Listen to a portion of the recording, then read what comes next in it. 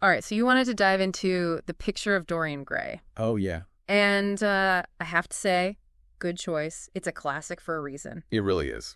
But there's just something about this story. It's more than just a creepy Victorian tale, wouldn't you say? Oh, absolutely. It still feels so relevant. I mean, look at us. We're still obsessed with youth and beauty. Totally. And the power of influence, the price of pleasure, all that good stuff. It's all there. It's all there. But before we get ahead of ourselves, what was it about Dorian Gray that made you want to do a deep dive? Like, what really stood out to you? I think it's the portrait. Like, how can a painting age instead of a person? It just makes you think, like, what would you give up for eternal youth? It's a great question. And Wilde doesn't waste any time. We meet Basil Hallward, the artist, and wow, his admiration for Dorian is off the charts. It's intense. Remember what he says about the portrait? I have put too much of myself into it. It's like Dorian's more than just an inspiration to Basil. It's like this all-consuming thing. Yeah, Basil's pouring all his longing into this portrait, his desire for beauty, for something that lasts. Makes you wonder, how healthy is that? Exactly.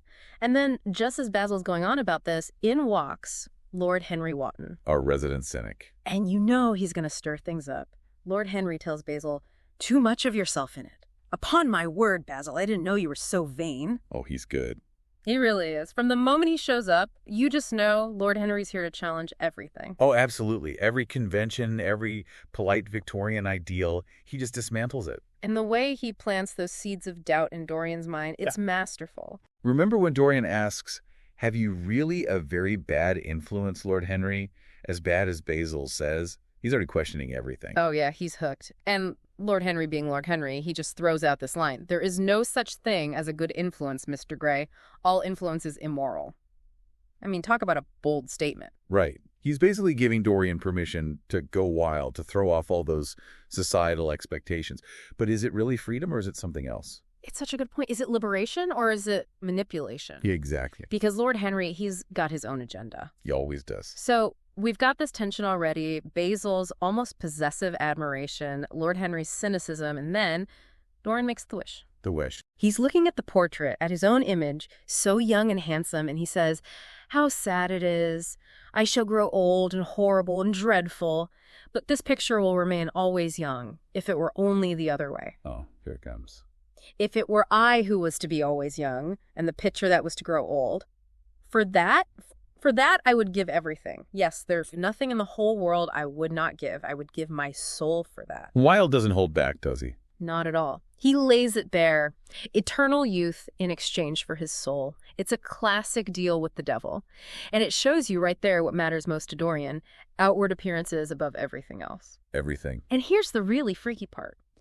The wish is granted. Just like that. But the portrait becomes this hidden reflection of Dorian's soul, of all the ugliness he wants to keep hidden. It's like his conscience, but it's trapped in the canvas. And he hides it away. He can't bear to look at it. It's like he thinks he can just lock away the consequences of his actions along with the portrait. Right, out of sight, out of mind. But as we're going to see, it doesn't quite work that way. Not at all. But before we get to all that, we have to talk about Lord Henry's philosophy.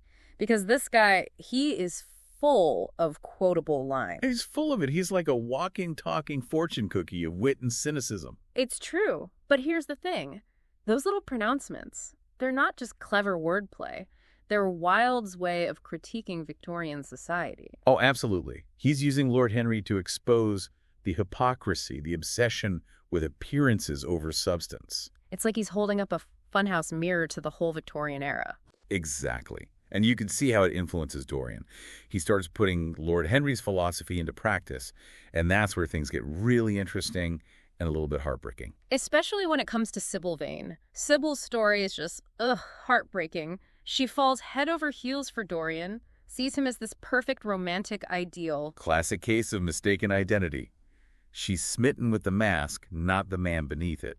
And Dorian. Well, he's busy putting Lord Henry's theories into practice. Which means he's more in love with her art, with how she makes him feel when she's performing, than with her as a real person. He even says, and this is brutal, when she acts, she is no longer a person. She is someone else, but she is nothing to me when she is off the stage. Oh, I know. Like, she only has value when she's playing a part. Exactly. He reduces her to an object of aesthetic appreciation. No wonder she's devastated when her acting falters, because her real feelings for him start messing her up. And Dorian, being, well, Dorian, dumps her. No remorse, no second thoughts. Cold. Just cold. You'd think that even Aish would feel the weight of what happened after she takes her own life. But no, not really.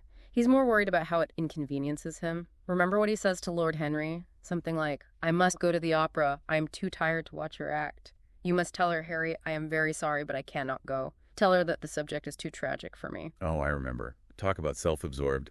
He's already mastered the art of emotional detachment, which, knowing what we know about that portrait, is chilling. Because it's all just going to end up on that canvas, right? All that guilt and darkness, it's got to go somewhere. Exactly. It makes you wonder, can he even feel those things anymore? Or has he outsourced his conscience to that hidden painting? It's like he's trying to outrun his own shadow. And here's the thing about shadows. They follow you everywhere. But there's another layer to this whole situation that we can't ignore. Go on. It's not just about Dorian's own twisted morality. It's about the system that enables him. Remember, this guy is rich. He's got status. He can literally hide his sins away. So he's shielded from any real consequence. Exactly. Which makes you think, doesn't it? How much has changed since Victorian times? Power and privilege still have a way of distorting things, of buying silence. It's a tale as old as time, sadly. But back to Dorian. So he's on this downward spiral, doing worse and worse things. The portrait's getting more and more horrifying, and yet, there he is, still young, still beautiful. It's that contrast that Wilde's so brilliant at.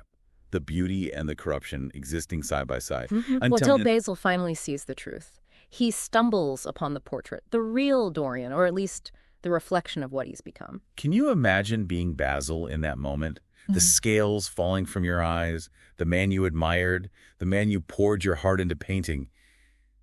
He's a monster. And Dorian, he panics, loses control, and he murders Basil. He kills the one person who might have helped him, who saw past the facade to the friend he once was. And the way he disposes of the body, it's just cold-blooded. He blackmails his old friend Alan Campbell into helping him. Alan Campbell, the scientist. Right. He plays on Alan's intellect, saying something like, "Alan, you are scientific, you know about chemistry and things of that kind. What you've got to do is to destroy the thing that is upstairs." He turns Alan's own logic against him, uses his detachment as a weapon. It's chilling. It really is. You're left thinking, if someone like Alan Campbell can be drawn into that darkness, what hope is there for the rest of us? And the scariest part, he gets away with it. Dorian just goes on with his life, attending parties, trading barbs with Lord Henry, all while carrying the weight of what he's done. It's like he's mastered the art of compartmentalization. It's like he thinks he can just shut that part of himself off like it doesn't exist. But you know it's eating away at him. And then there's that brief moment where he tries to turn over a new leaf. Oh, you mean his attempt at being good? Exactly. He meets Hetty Merton, this young, innocent girl, and for a minute it seems like maybe, just maybe, he can redeem himself. But it's not about genuine remorse, is it? No, it's more about escaping the consequences. He even admits as much to Lord Henry, saying something like, "I am going to be good. I can't bear the idea of my soul being hideous." He's still obsessed with appearances, even when it comes to his soul. Exactly. It makes you question the whole idea of redemption, doesn't it? Yeah. Can you really change if you're just afraid of getting caught? And Lord Henry, well, he's just eating it up. He tells Dorian, "You are quite perfect. Pray don't change." It's like he's enjoying the show a little too much. Well, absolutely. Yeah. He's like the ultimate detached observer, a cynic to the end. But even Lord Henry can't deny the reality of what's happening. Because there's another player in this whole thing, someone who hasn't forgotten what Dorian's done. James Vane, Sybil's brother. Right. He's been searching for Dorian all these years, determined to make him pay for his sister's death. And it almost happens to. James actually confronts Dorian. Oh, I get chills just thinking about that scene. It's like all of Dorian's past sins are right there in the room with them. And Dorian's protected by the one thing that's destroying him, his unchanging youth. James doesn't even recognize him. It's almost too perfect, isn't it? That irony. But you can feel things closing in on Dorian. The walls are starting to crumble. The fear, the paranoia, especially after Alan Campbell takes his own life. Another casualty in Dorian Gray's wake. It makes you wonder how many lives he's going to destroy before it's all over. And that's the thing about consequences. They might not be immediate, but they always catch up to you. And Dorian, he's starting to realize that. Yeah. He even talks about wanting to begin his life anew, but it just feels hollow. Because you can't outrun who you are. You can try to bury it, to hide it, but it'll always find a way to surface. And in Dorian's case, it's literally staring him in the face every time he looks at that portrait. And in the end, he can't take it anymore. He decides to destroy the one thing that holds all his secrets, all his shame. He stabs the portrait. Can you imagine that moment? The desperation, the delusion. He actually believes that by destroying the painting, he can erase the past. But it doesn't work like that. The portrait is a reflection, not the source. And so Dorian Gray, the man who sold his soul for eternal youth, ends up dead, a withered, grotesque shell of his former self. While the portrait, now free of his corruption, hangs on the wall, beautiful and untouched. It's a powerful ending to a powerful story. It really is. And it leaves us with so much to think about. The nature of beauty, the price of vanity, the illusion of escaping who we really are. What are your final thoughts on this one? I think Wilde was on to something when he wrote this back in the 1890s. This idea that we could somehow separate our actions from who we are, that we can hide our true selves behind a facade. It's more relevant than ever, don't you think? Especially in the age of social media, when everyone's curating their online persona, presenting this perfect, filtered version of themselves. Exactly. It makes you wonder, are we all just trying to create our own version of Dorian Gray's portrait? It's something to think about, that's for sure. Maybe the real challenge isn't trying to be eternally young or flawlessly beautiful, but rather learning to embrace the complexities of being human, flaws and all. Because as Dorian's story so tragically illustrates, trying to escape who we are, it never ends well. Thank you for listening. Please subscribe for more videos like this.